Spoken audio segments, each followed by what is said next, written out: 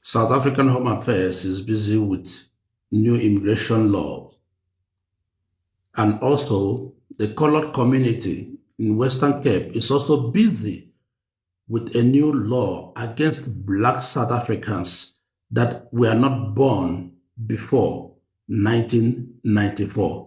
Watch this video. South Africa, what you are about to hear is not a rumor, not social media exaggeration, not political spin. This is a leader of a Western Cape movement openly demanding that black South Africans who moved to the Western Cape after 1994 must leave, not migrate, not relocate voluntarily. Leave. This is not whispered in back rooms. This is said on national television, calmly, confidently, without apology. Now, Hak for Cape Tonian is a growing movement on the Cape Flats. The non-profit organization wants all black people from the Eastern Cape to leave the Western Cape. Joining us now is the group's spokesperson, Fidel Adams. Thank you. Good evening to you. Thank you. Why do you want them to leave? We never ever said that. We said that we want all people not born in the Western Cape pre-94 to sell their assets and go home. All right. This is what we did not. 94% of them being black? I don't know what the demographic is, but if it is, so be it. Why do you want them to go home? We sit with a situation in the Cape Flats where our community, the so-called colored community, is growing exponentially poorer as a direct result of the influx, especially from the Western Cape, from the Eastern Cape to the Western Cape, with people coming and taking, and government being solely at fault for the implementation of national demographics against the Constitutional Court order that negatively impacts our community.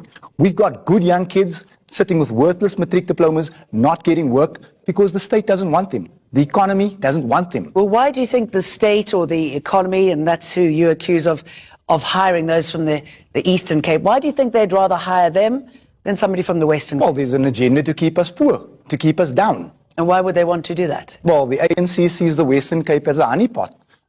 These poor black people are nothing but voting fodder to them. If the ANC was serious about poverty, they would have implemented a structure or some type of structure to lure business to the Eastern Cape. So poor people in the Eastern Cape can upgrade in the Eastern Cape, because we've got now a situation where you've got bad shelter in the Eastern Cape, coming down to Cape Town, you've got no shelter in Cape Town, and now you've got a protest. I mean, something's wrong. You said it's the poor black people coming over. Yes. The poor black people who are a problem for you. Well, I wouldn't say that they're a problem for us. They're a strain on the infrastructure. Our trains aren't riding because they weren't designed to cope with this amount of people. We've got people sitting at day hospitals from 6 o'clock in the morning, leaving at 4 without tablets because the queues are too long.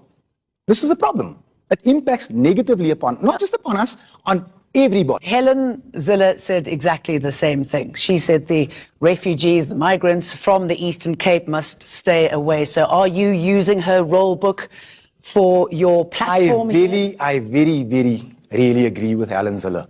But on this day I will. It is hurting our economy. It is hurting our children. I mean, look, we sit with a situation where, again, you walk into a shop, right, 18 tills, 18 black people in Mitchell's Plain. I was at a protest at the Department of Labor, 8 client services advisors, 8 black people. They are saying to our kids that you're not fit to work here. Last time I read the Freedom Charter, it said that South Africa belongs to all that live in it, except if you live in the Western Cape and you happen to be brown. And yeah, okay, what about if there were white people in the queue, if there were Indians in the queue? My attitude would be the same. We've got demographics. This is what government insists on in all provinces. Employ it.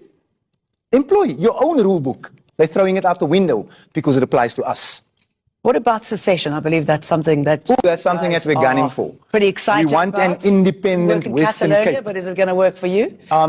We want an independent Western Cape. We feel that it can work. We feel that, look, we're being made to feel apart from the rest of this country anyway. So we might as well pack up, close our borders, and have our own country. And we can show South Africa how the democracy project is supposed to work, where everybody fits on a common voters roll, and everybody, white, black, brown, and Indian, will benefit from the good of this country. And who are those white, black, brown, Indian people who will be in your hood? I mean, are they only successful people? No. What does it look like? Everybody born in this province pre-94. So how will it actually work? I mean, how do you go about this if you are looking for secession and your aspirations? How do you fulfill them? Well, first of all, if you let's get the economics out of the way. We're sending almost 200 billion back to Treasury every year to belong to this country. We're getting back 45 billion. Out of that 45 billion, we've got to do the housing thing, we've got to do the structural thing, we've got to do the upgrades.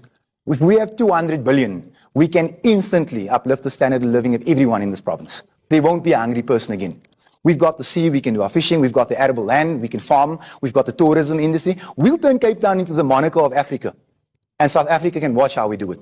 Because at this point in time, the ANC government is slowly but surely killing us. My community is on a starvation diet because of government and its policies towards us. Yesterday, a young man was shot doing an illegal thing. He was buying dacha, biceps.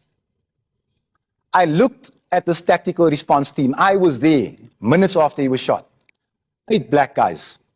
I asked, where's the demographic? Because what we now have is I've got 8 kids from the Eastern Cape busting here, getting jobs, which is bad enough, but it's fine. They don't know the area, they don't know the slang, they don't understand the gang culture, and now we've just sacrificed a young boy for demographics. Aren't you concerned, though, that these sort of comments stoke increased racism? Racism against you and your community by talking like this, by rising up? We have to rise up. No one else is going to do it for us. Racism is practiced against us daily. You're too brown for a job.